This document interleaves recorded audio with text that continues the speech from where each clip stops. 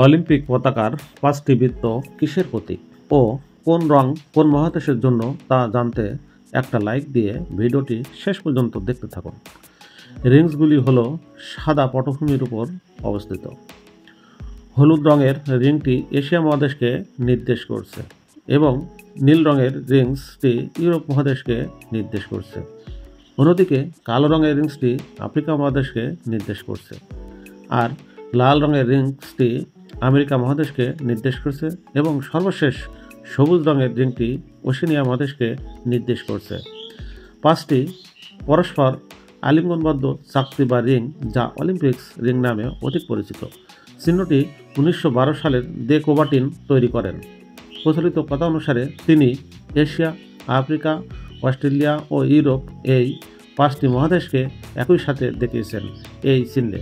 তার কথা অনুযায়ী পতাকার 6টি রং সাদা পটভূমিকেও ধরা হচ্ছে।